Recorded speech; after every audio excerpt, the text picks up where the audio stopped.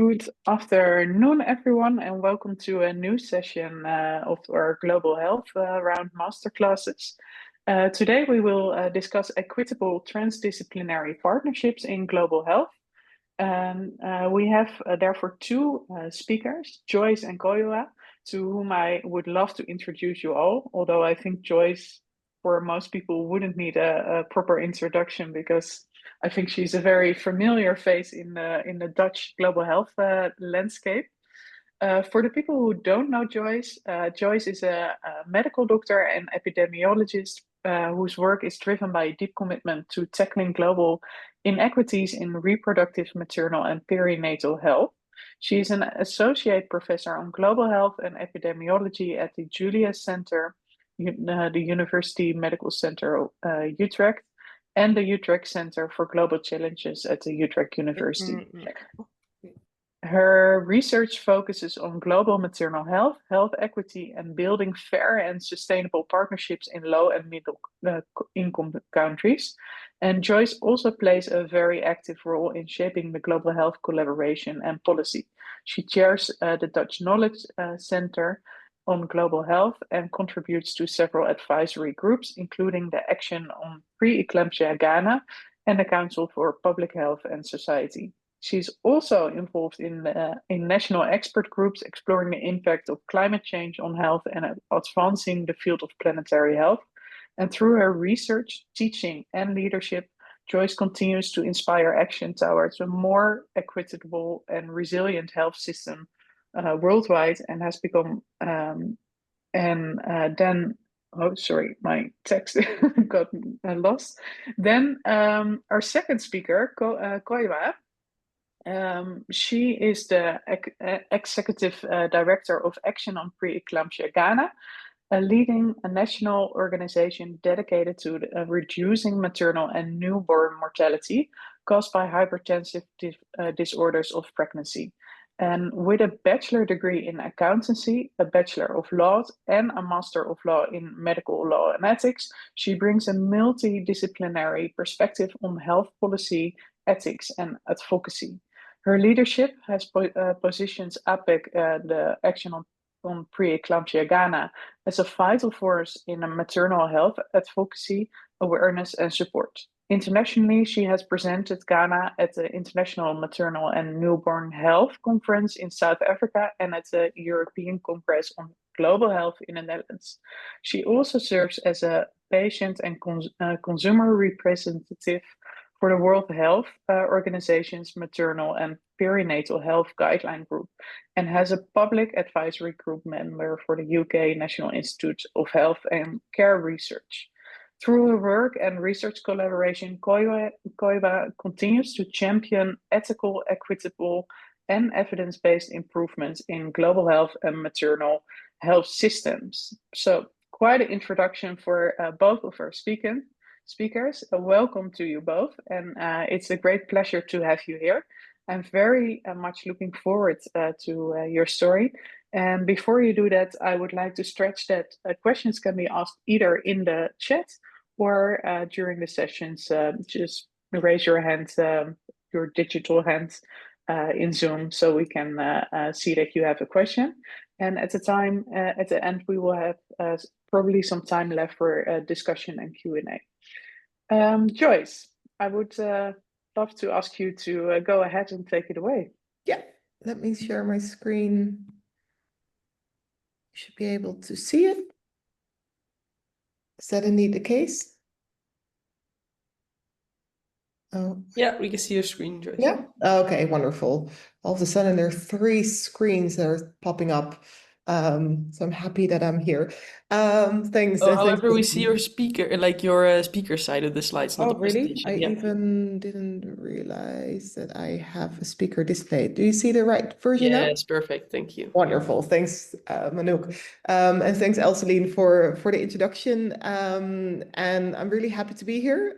Happy to talk about these equitable partnerships public, patient, and community involvement, and research. So this presentation will be slightly more research oriented than some of the other presentations, but it's part of a functioning health system to also engage in research. And I am also curious to hear from everyone how some of these insights might also translate to other health care domains, such as care, but also probably education.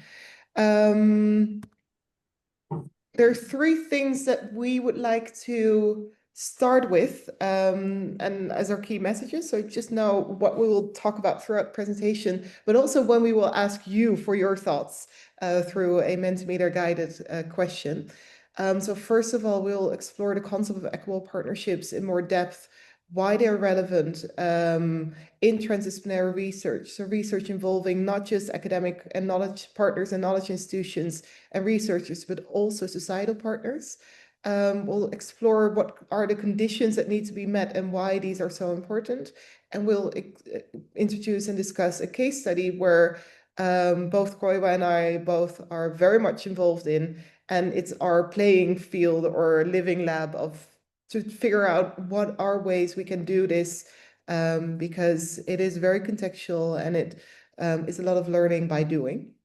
And then we're really curious about your thoughts. So to start, maybe let's first get on the same page of what we talk about when we talk about these type of terms. So I'm sure you've heard the term interdisciplinarity, multidisciplinarity probably too, because in health and medicine, it's a very common term.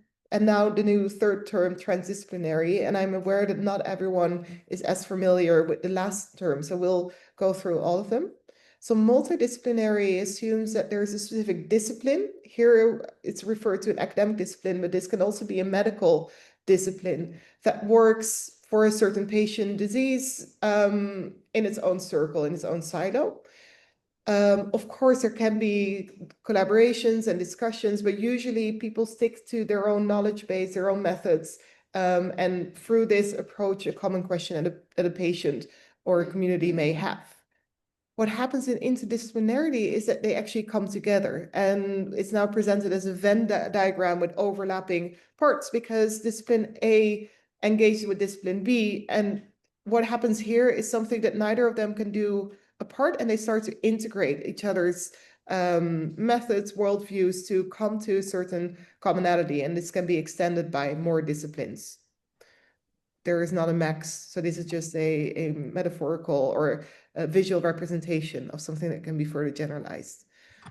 Within interdisciplinary, you still work within one domain. So this can be research or healthcare with professionals that are trained in a similar way as you are.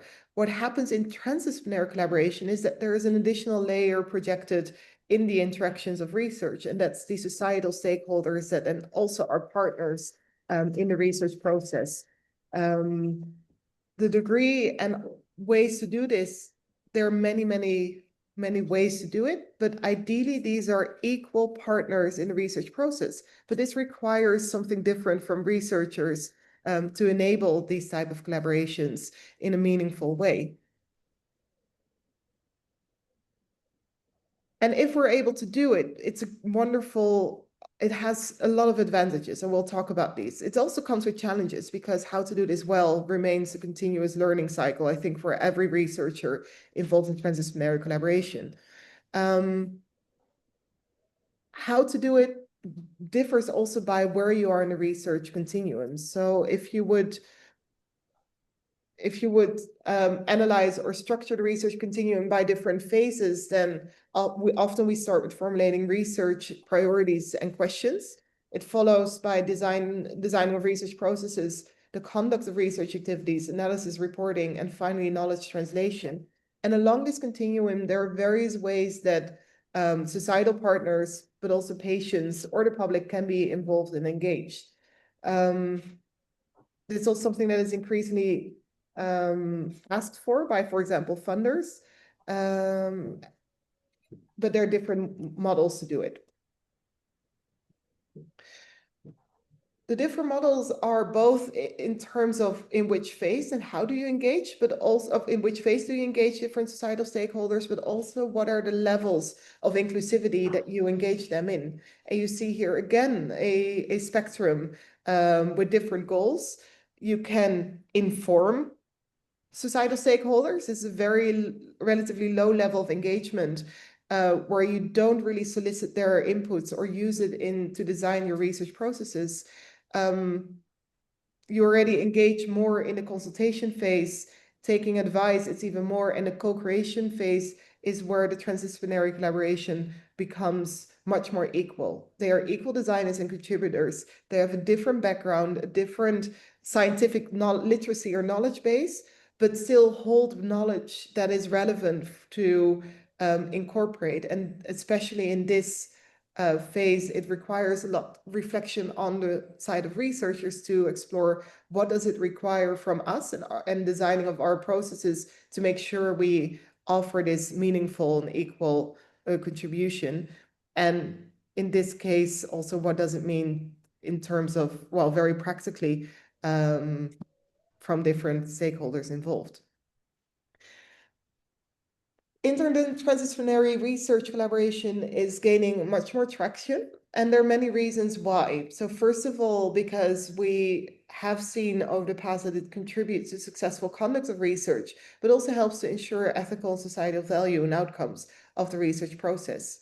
It helps to bridge the gap between science and practice because it actually incorporates insights only present in societal stakeholders that may not be present in the academic literature or academics involved. On one hand, the other hand is the involvement also promotes and accelerates the knowledge utilization. So the knowledge translation bit. If people are involved from the start in agenda setting, in designing of processes, it's more likely that there's co-ownership, and then also the knowledge is developed in a way it can be used. Thirdly, a reason is that it can increase the relevance, acceptance, respect, and trust in researchers and among stakeholders, because the research process is not a black box where they only see the final results. It's actually something that they have engaged in, and especially in this time of mis and disinformation and undermining levels of trust in science, in knowledge and knowledge processes. This is an additional reason to consider and to be very mindful about ways we can include the wider public.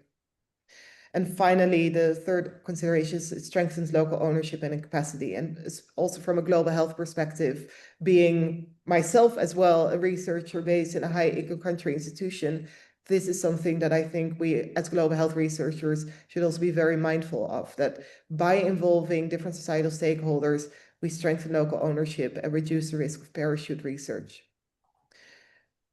This is in general very important, but when you work in populations in vulnerable or stigmatized or marginalized contexts, it becomes even more important, because these groups are at risk of not being considered in the same, and their interests not being considered in the processes, or not being heard, or they may be at risk of exploitation. For all these reasons, including these groups in the research processes is a safeguard for these phenomena that we would like to avoid. If these were not reasons enough, there are more reasons, and that's just a bioethical expectation from the guidelines. So you see here the front page of the Science Guideline, the International Ethical Guidelines for Health-Related Research Involving Humans, and it's quite it's a guidance that is in many ways similar to the Declaration of Helsinki, but less known. And this one provides a lot of practical recommendations in general, and it's specific guidance also for low resource settings for researchers to consider when they engage in research. And in their seventh guideline, Goedemiddag, met Arie Glas. Oh, hallo. Hey Arie. Ik ben opleider bij het opleidingsinstituut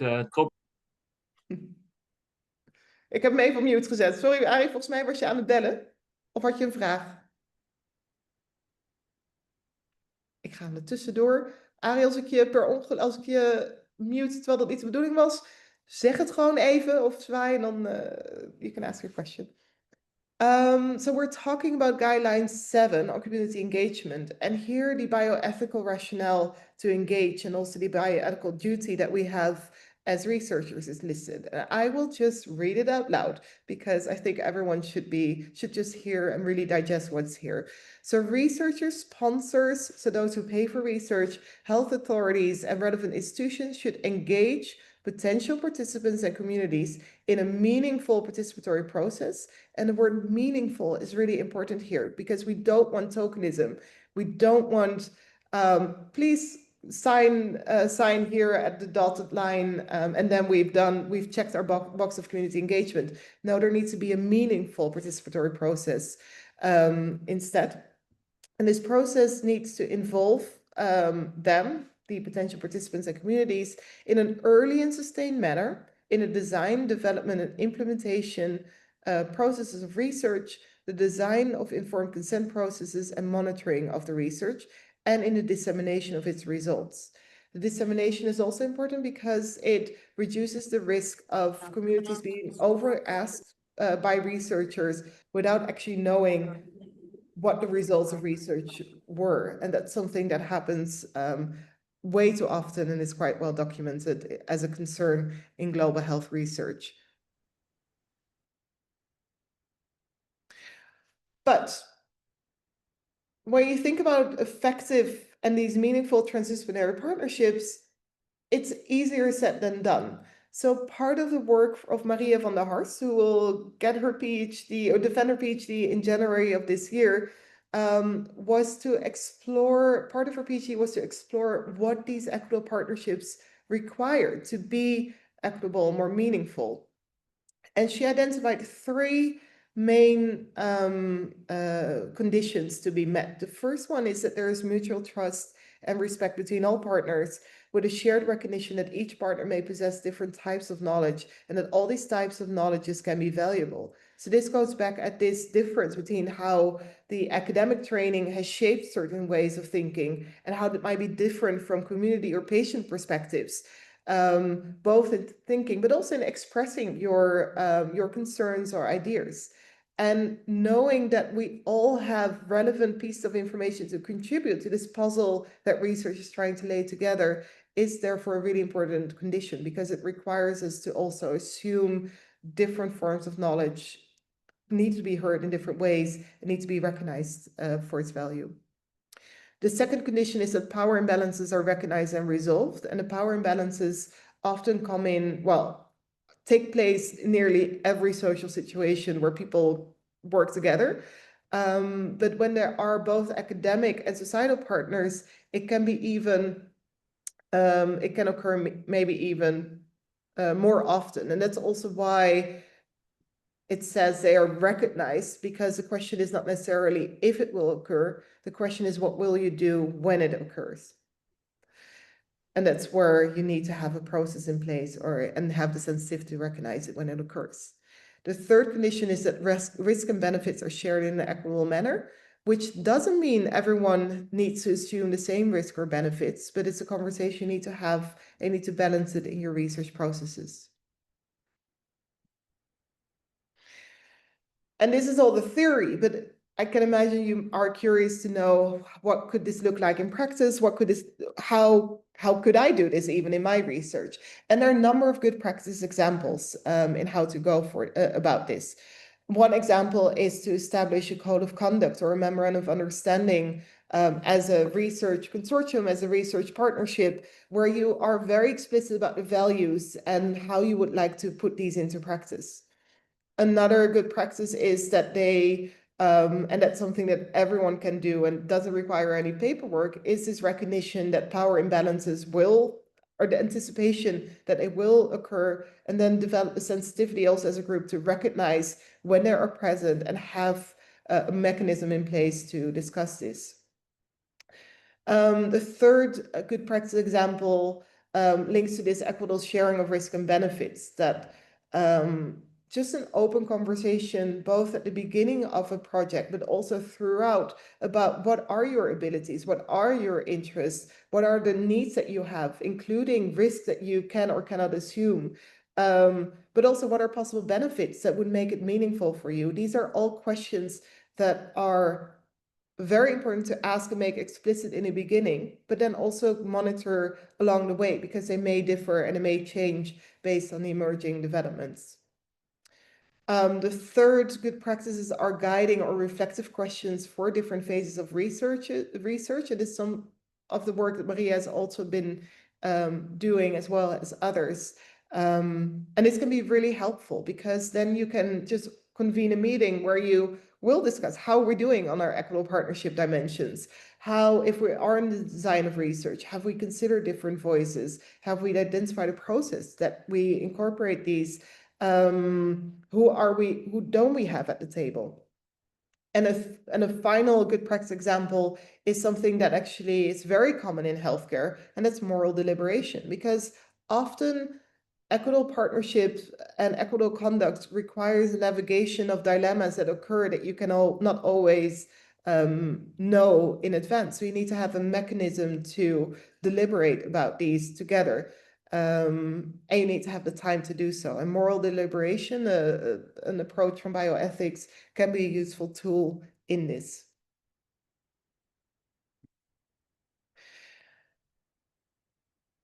What I try to do with these good practice examples is already make this commitment to equitable partnerships more practical, more tangible. But I want to illustrate it even further with how we try to do it ourselves within the research that we, both Koiwa and I, are involved in, called the SPOT study.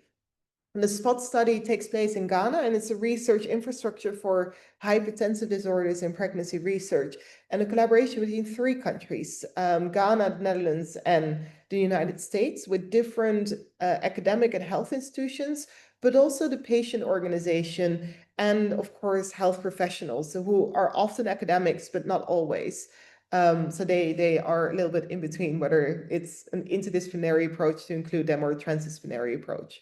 We started in 2017 and it's still ongoing, and it's funded by both the Bill and Melinda Gates Foundation and the Dutch Research Council, as well as many other institutional, both in-kind and in-cash contributions. And we are at the final stage of this project. So a lot of these reflections on transdisciplinary conducts we have done as a group, and these are also the manuscripts that we're writing now to share our learnings and contribute this to the global discourse. So these are our partners. Our overarching aim is to improve the quality of care for women with preeclampsia remote from term. And we do this across a very large spectrum of activities. So we do survey data with epidemiology and to quantify the epidemiology and the burden of disease. And you see 3 different example projects for this. We have a very strong qualitative arm to make sure that we understand the experiences of provision and use of care, both among women and health providers. We have a strong etiology, so causes of disease component, with genetic research, with metabolomic research and biomarker research, because these are all important in preeclampsia and may have different profiles in West Africa compared to other regions in the world and populations with ancestry from other regions in the world. And we have a quality of care improvement arm of the study where the SPOT impact study is nested in, that focuses on improving risk communication. What is important about our consortium is that Action Preeclampsia is part of it. So this is a patient organization. Koyo will introduce them further, but they are why. They represent the women, the families, the communities who are affected by preeclampsia. They are also a very strong partner that help us to engage communities and patients in a manner that we as researchers are not able to do, and not able to do as successfully as they are able to, as from a peer perspective. And therefore they also are strong advocates and help us in knowledge translation. So making sure our research also translates into policy and practice. And these are 4 lessons that we learned. So first lesson, and that's a recommendation for everyone here who identifies as a researcher, is to really make sure that you invest adequate funding and community commitments for community engagement. So this needs to be part of your planning and budget at the design stage. It needs to be flexible to adapt to specific population needs that you don't know sometimes from the start of your project, but they are emerging as part of your research conduct. The second important key insights that we generated is that and I say we as researchers really need to make sure that we have timely reporting of research findings back to the community. Often our timeline cycle and community cycles do not match. We find it really normal that you wait 1, 2, sometimes 3 years before the results of your studies are published in academic journals. Not always by our faults, because we know journal timelines have increase essentially with the pressure on reviewers at the moment. But those timelines are our timelines. Communities are often interested to hear sooner what the results of their findings are. What it also requires in this timely reporting is, how do we report on the findings back to the communities? So whose gaze, that's the term of Shea Abimbola. So whose perspective do we take or assume in our communication? Do we communicate to an academic journal reading audience, or do we communicate to the community and to patients? And that requires much more storytelling and much different types of words being used, but also visuals being created. And that's another thing that we need to invest actually in our capacity to do this better. Another component is that we should build our capacity, so in how we should communicate, but also how we work together, because it is different to work with peer researchers, professionals who've been trained and socialized in the same way compared to patient community organizations. And that's something that we need to train, not just as professionals, but also next generations of researchers in. Finally, we need to also recognize that part of our work as researchers is to work with and build the capacity of these patient and community organization researchers, because it requires a different skill set also from these community organizations to engage with researchers, and exploring and identifying what they need in order to do this and strengthen the organization to do this is something that we as researchers should also assume as a responsibility, is in my experience. So if you're committed to work more transdisciplinary in a more transdisciplinary fashion to include patient and communities more, what are the type of questions that you should be answering or asking yourself, both as an individual but also in dialogue with people you collaborate with? The first one is, who represents and engages these key beneficiaries of your research? So in this case, for health systems or health research, often patients, but also communities and health providers. So what mechanisms have you put in place to make sure their perspectives are represented, and how do you engage them? That also, of course, links to the second question. And so allow me to move to the third one. So, because once you have identified we want to do this, this is how we want to do it, what are the implications of this for your governance structure? So are they part of the decision-making process? Your resource allocation, are they part of your budget? How much do you allocate, and how much freedom do you also give community organizations, for example, to spend it based on their insights rather than your funders' expectations and requirements? Policymakers also need to be engaged with the similar questions, but also funders, because what in my experience has been a recurrent theme is that this commitment to more transdisciplinary partnerships also require different funders' behavior, with a higher degree of flexibility, with an understanding that you need to be able to put in a budget row in your budgets for community engagement, and also have easier mechanisms for reporting, for example, than what some funders demand from grassroots organizations. Then a third question is, fourth question, it will be, how will this intention for equitable partnerships be translated into practice throughout the process, and how will you meet those conditions that we discussed before, for equitable partnerships, trust, biodynamics, risk and benefit sharing in practice. And that's, like I said, a continuous exploration. So this was a lot of talk from me. I want to double check if Koiwa is here and if she... Hi.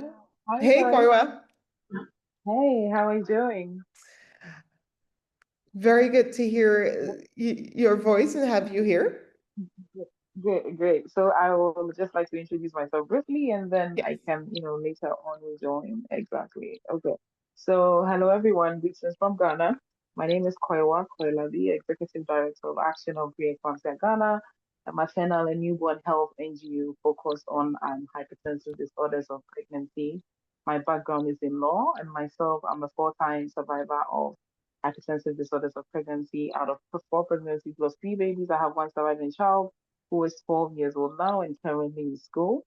I've been doing a lot of work with Joyce as a result of this NGO, where with the main focus of creating awareness, educating both the public and healthcare practitioners, as well as building their capacity. The second objective is to partner with researchers to deal with the menace of hypertensive disorders of pregnancy, and then also provide counseling to survivors as well. And I think I'm also an upcoming researcher, and I'm glad to be here to, do this with Joy later on. Thank you. Thank you. And what we're really curious about now is your ideas, but also experiences in transdisciplinary collaboration, and especially community and patient engagement in your activities. So what we would like to do is spend some time actually exploring this through a Mentimeter. Oh, see, and wonderful. So if you could share your answers and ideas on this first question, on the first part of the research process. So how can we engage public, patient, and communities much more in health systems research in the phase of designing research processes? So we're really curious about your ideas. Please answer it. Take some time to answer it. I see one person already participated. Two people did already. So we give a few. We'll wait for another 40 to 60 seconds. And if you have submitted your question or your answer already, please already start thinking about the next question we'll be asking. I put all the questions in the chat because that will be focused on designing research processes. So take another 30 seconds to share your answers to the question, how can they be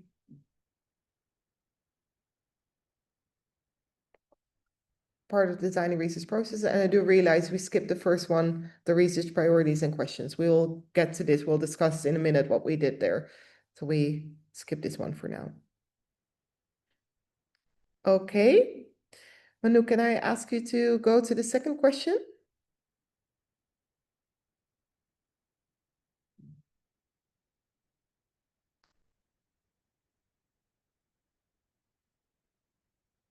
Working on it, Joyce. Give me 1 second. Yeah, sure. In the meantime, I still see responses being added. So wonderful.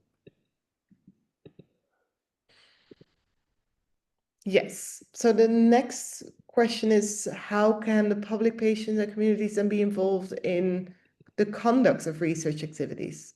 So what are ways that we can do this? Set this up.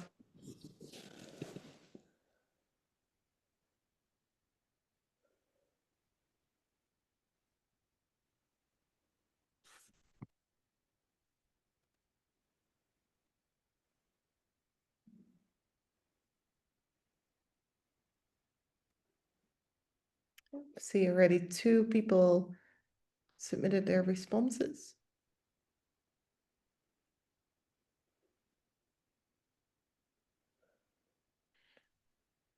And Manouk, is there a way to start discussing the first two before we move to the other questions? Yeah, sure. I'm trying to get the answers on right now. I have to go via the perfect. browser in a few seconds where I'll share the screen. Perfect. So we'll give it another few seconds, 20 to 30 seconds, to answer this question. And then we go back to the first Mentimeter results so we can have a group discussion about your thoughts and suggestions. And this part will be facilitated by Koiwa. And if the Mentor poll for some reason doesn't work, of course, feel free to share your thoughts in the chat.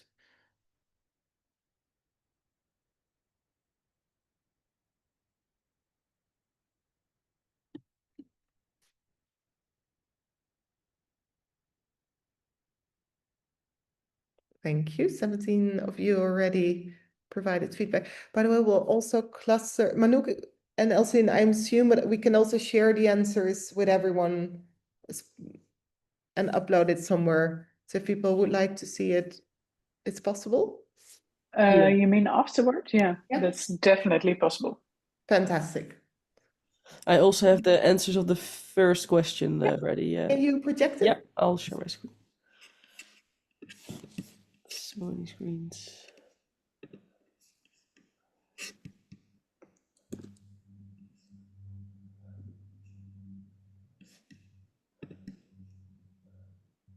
Yeah, so the first question was the research process, designing research processes, and a word cloud. Corey, what do you want to walk us through it?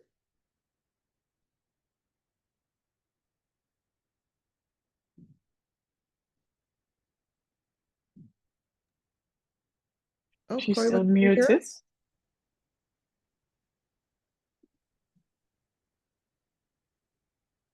Otherwise, I will start and just chip in. So I see different types of answers, and I think they represent indeed the whole range of what you can do.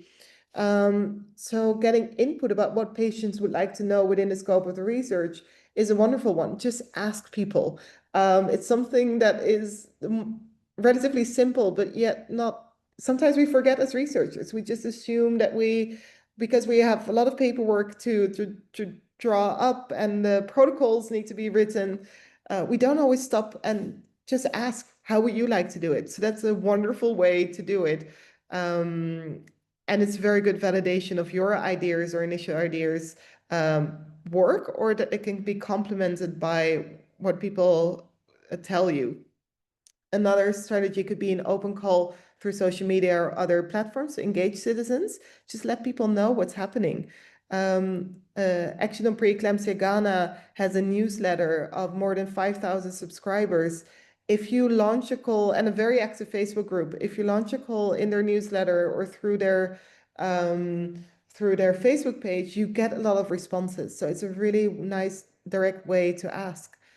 Conducting a needs assessment with focus group discussions and different stakeholders, absolutely a strategy you can use. This links to also something else I said. Yeah, identifying and prioritizing research questions. There is a process for that called a priority setting partnership developed by the James Lind Alliance. Because quite often it should start like, what would you like us to study? And sometimes you get really different questions or answers to these questions if you ask it patients and versus providers versus researchers. So actually asking, what would you like us to research? And then how would you like us to research this can be very informative. Getting input, surveys. What do people would like to know? Yes, next one, please. Community engagement, yes, in discussion. Koiwa, can you hear us and are you in position to unmute? Because the community engagement of APAC Ghana is quite inspirational. Yeah. Now we can even see you. Wonderful. Can you see me, Joyce? Okay, you want me to say something on the community engagement? Yes, please. Okay, great. So one of the ways that Action on Preeclampsia Ghana, we sort of carry out our work is to engage community at both and also other community levels. So when you talk of pregnant women, their families, their support care system, among many other things, women, most of the time, you can access them when they are in the antenatal clinics, because that is where they do many other things. And so we try to collaborate with the antenatal clinics to have sort of an engagement session with them, with an angle where we use the peer story sharing. Because in our context, when a pregnant woman hears that, you know, you've been through a certain condition and they hear real lived experience stories, it sort of makes them pay more attention to what the medical practitioners educate them on. And then when we go to the community, we go through a process of community entry. In our context, every community has a leader. So it may be the traditional leader, the opinion leaders, but mostly the traditional leaders. And so we go there, we engage them, we tell them that, okay, this is who we are, this is our objective. We would like to engage, you know, a certain, you know, the women there or the partners there. And so in doing that, we also sort of educate these leaders themselves about the condition of hypertensive disorders or pregnancy. And so when they're able to truly appreciate what the objective is, then they go ahead to sort of mobilize the relevant target group that you want to engage at their community. And on the day of such engagement, they also try to join, but it depends on the community you are in. In the northern sector of our country, it's a very patriarchal system. So if you're coming to engage the community, the women and their partners, and the person doing the education is a woman, the male figurehead, the traditional leaders, they will not sit in that engagement. They will just excuse themselves because they feel that it shouldn't be a woman, you know, doing that sort of education. So then you either have to have your male counterpart do that education, or, you know, do this sort of education without them, without the traditional leaders being there. But then in the southern part, they are very fine with that if they see women who are doing the education and engaging the women among many other things. So really, when it comes to community engagement, you need to truly appreciate the context, because even in Ghana, even though, you know, we have about 16 regions, every region has its dynamics. Some women would like to openly, you know, want to engage. Some women would like to be engaged one-on-one. So in understanding the dynamics, that will sort of influence the sort of process or strategy you will use to be able to engage the community and get the needed impact. And so, you know, there's this lecturer who always says, if content is king, context is God. So context is very important when it comes to community engagement. Thank you. Thank you. And this is also, I think, a very good example of where there's such strong complementarity between the academic researchers, both, to be honest, in the Netherlands, but also in Ghana, and a community-based organization that is able to navigate in different communities this to an extent that I think would be more difficult for researchers to do. So this is really an example of why transdisciplinary research works when it works, because we bring together our core strengths and then move forward together. At this stage, I want to ask if there are any questions that people would like to ask, either based on what we discussed so far or Koiwa's contribution just now. And after we continue with the questions that we have for you. Any questions or comments or reflections also on the... No, then Manu, could I invite you to share the second? Oh yes, there's someone who would like to ask a question or provide a reflection.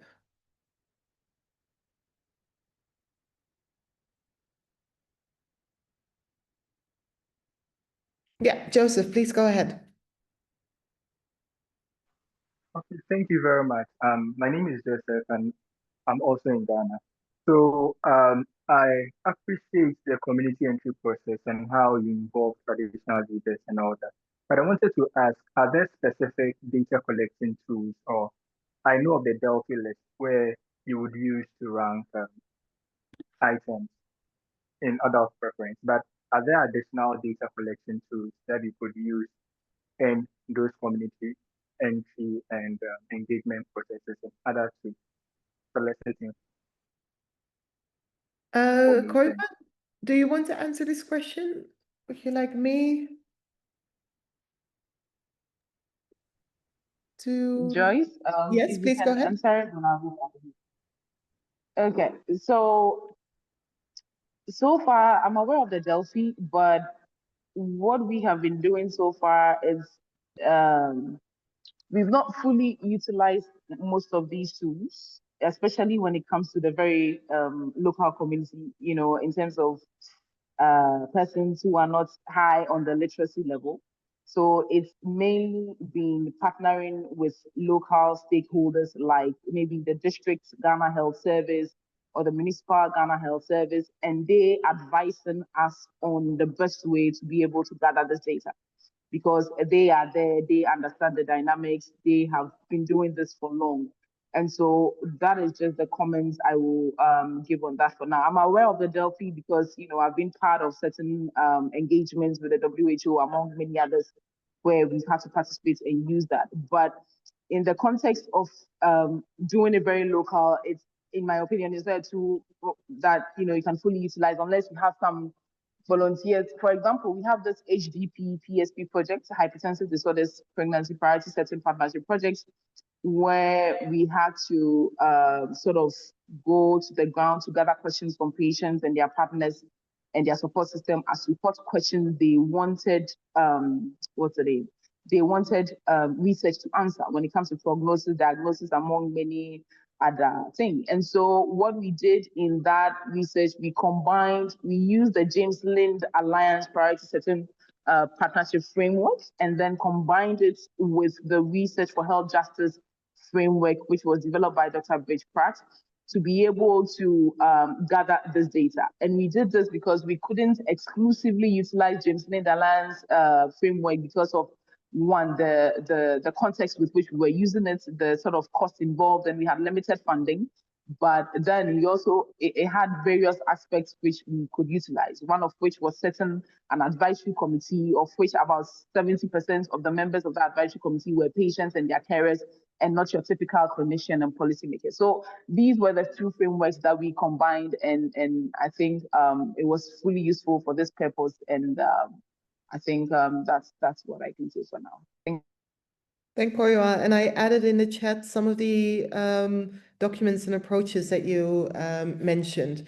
So formal community entrance guidance, I'm not sure if it exists, but there are many, as Koiwa mentioned, many examples of policies and that have been suggested, but it needs to be contextualized. So that's part of the work that we're now doing also with Koiwa and APEC Ghana, is to also better document what APEC Ghana has been doing, because that is research, implementation research in and on its own, to just show what is included in these steps to hopefully provide good stepping stones for others to do the same. If other people are aware of certain policies and toolbox and tools, just add it to the chat, because we would also like to learn from you.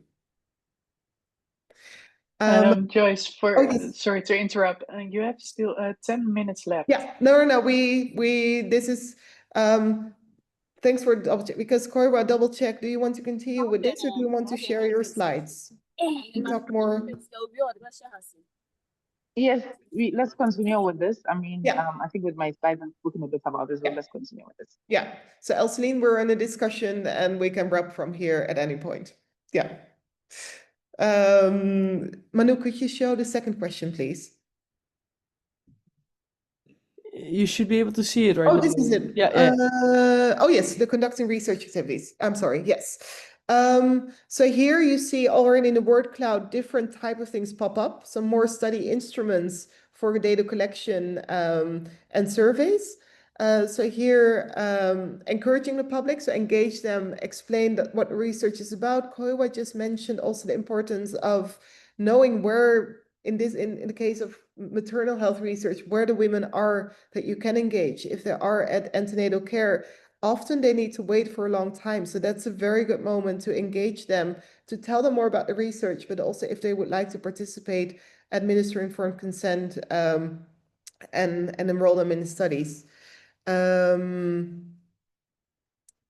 I see, yeah, train a community representative to conduct activities, so it's carried out in the community as well, instead of by external researchers. Peer researchers are a wonderful way, actually for multiple reasons. One, indeed, it's the chances are that you're that approach is more context tailored. It's a trusted voice in the community, but you also strengthen research capacities within the organizations or the individuals. So it's also a really, it's a great way to also have societal impact beyond answering your research questions by offering opportunities to develop research competencies in communities. And it's something that they can then also use in the future if other researchers come knocking at the door of the community to do more research. Participating as study partners, helping with data collection and recruitment. Yes, peer educators, peer researchers, select the pilot research, pilot the questions. That's also a contextual validation process. And what really helps and is interesting actually also to document where it might be different, because often research uses validated tools that have been used in one or other communities, have been validated as reliable data collection instruments, but they may not work and they may result in confusion, or words cannot be translated to local language appropriately. That's actually part of also can be implementation research to collect this and then also again share it as a separate research paper, what the insights there are. And as well justify in your research itself how you may have adapted these validated instruments to the local context.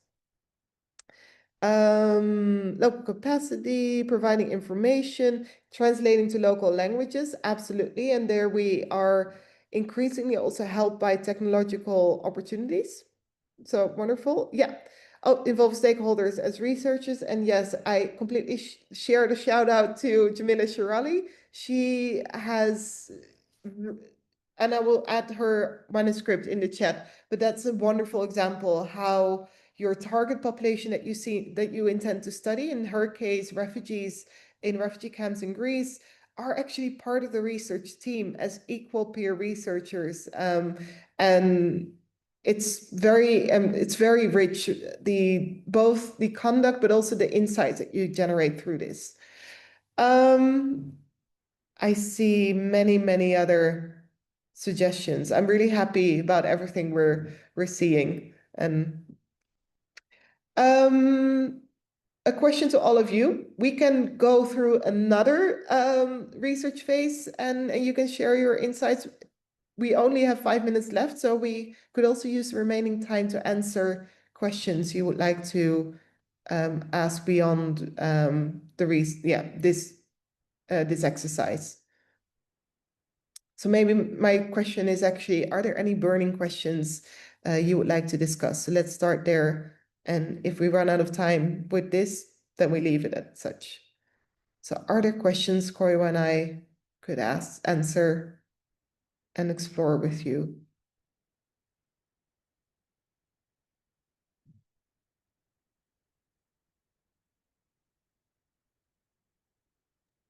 I don't see any hands or something in the chat. But I do have a question actually. I was wondering, how do you deal with the different agendas of all the people? I can, for example, imagine that the funders will have a different agenda than the actual researchers or the community, and that can also lead to power imbalances and inequitable partnerships. So how would you tackle that problem? Koiwa, do you want to start with a question? Yeah, I can give some contribution on that. So just using the HDP PSP example, we did recognize the power imbalances, and that was why it was very critical that we use the framework to set up the advisory committee, ensuring that about 70% of the advisory committee were patients and their carers. So I think the committee consisted of about 13 to 14, and about up to say 9 were patients and their carers, right? But even when there's about 9 patients and carers, there is always the doctors and the policymakers who are, much more louder, much more domineering among many other things.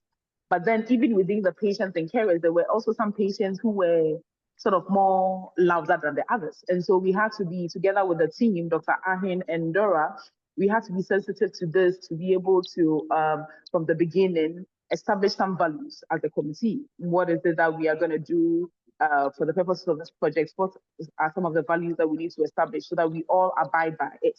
so that you have to respect opinion, among many other things. So then when we have this ground rules established from the beginning, you are expected, whether you're a policymaker, funder, or whoever it is that you're a member, you're expected to be able to uphold these values, right? And then subsequently, when there were those patients who were maybe a bit illiterate or couldn't on their own voice out, we needed to offer some volunteers to do some help, which required maybe translating some of the language, like from English to the local language for the person to understand, and making sure that indeed those who facilitate the discussion sort of do it in such a way that everybody is involved. So we definitely have to be very intentional about this, recognizing those who are members of the advisory committee. And then the framework also required us at the end to do a final prioritization workshop, where now we had about 51 questions, but then it will narrow down to 25, and now we have to narrow out to the top 10. So this was where we sort of brought on a bit more, clinicians, a bit more policymakers, and a bit more patients as well.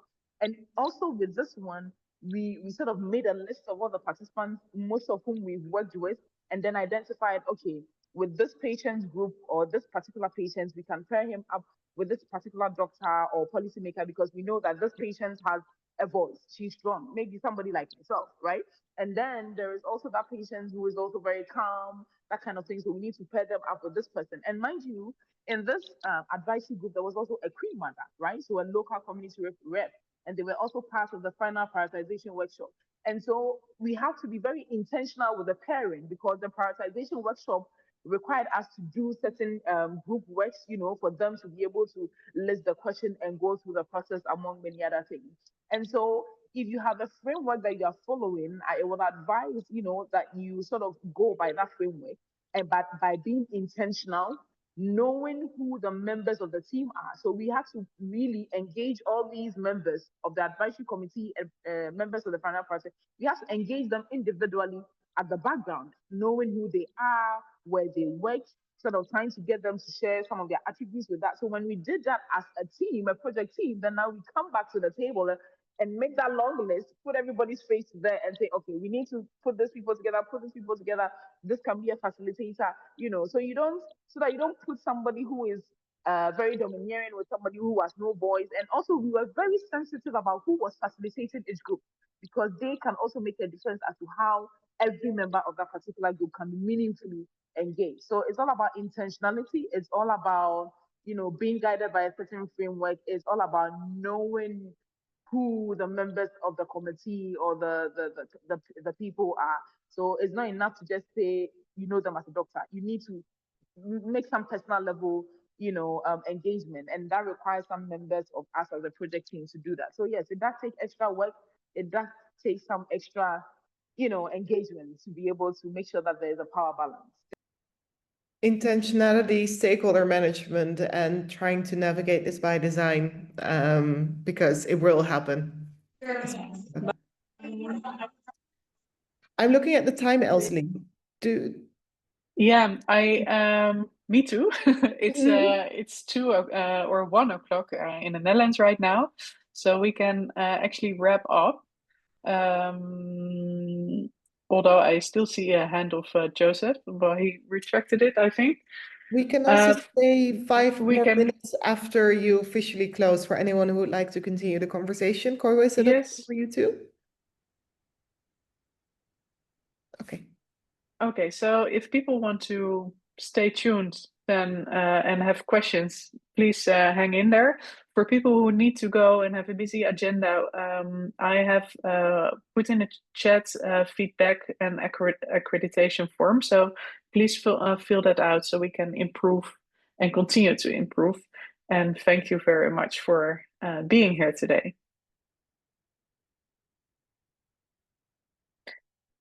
Joseph, did you still have a question or do you need to leave? Yeah, it was just a quick one. It was based on the fact that you mentioned implementation research and also the earlier presenter talked about how the northern part of Ghana is patriarchal. So I was just thinking about one burning thing that we've all been looking at is gender intersectionality and also how to have gender transformative research in implementation research. So I was thinking post implementation of your research, how do you make sure that the people actually there's agency for the people, especially looking at how women are underrepresented and also children having agency in all this?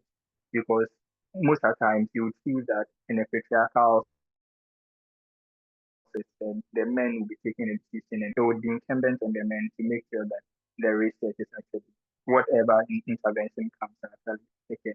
So I just wanted just a one suggestion on how you make sure that the things are actually implemented by those who need.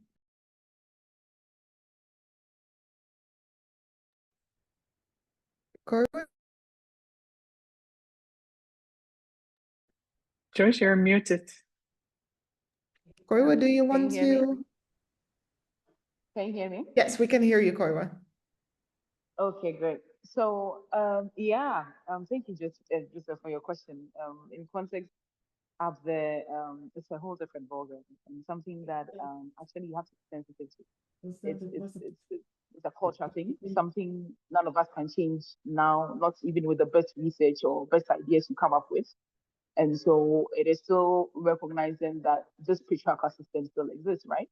And that is why, now we are trying to sort of have that conversation, that difficult conversation to sort of promote male engagements even from the beginning of the pregnancy to the end. But still, in that northern part, it is still very difficult. But you see, when we recognize that that is the case, right? It's a patriarchal system. Women also need to always get this approval from their partners. When we accept that fact, then we realize that that's a fact we have, and yet ask our question: how do we still make sure that an intervention can still be utilized and taken even with that fact, whilst we are concurrently also trying to sort of change that attitude, which will take years, not today. And so for me, it still goes on to having that difficult engagement with that male stakeholders. It's being able to identify what it is about this community or what it is about this patriarch in this particular community. What is it that maybe they need? What is it that matters most important to them? And so when you're able to identify that need, then you are also able to then ask yourself, to what extent can you address that need? And in doing that, you also bring your agenda on board. For example, if I go to a particular community and they say, okay, you are here to talk about pregnancy, but in this particular, as the male leaders here, HIV is our problem. It's a big problem. So we really want you to also sort of do something about it, whether it's an engagement, bring some test toolkit or something.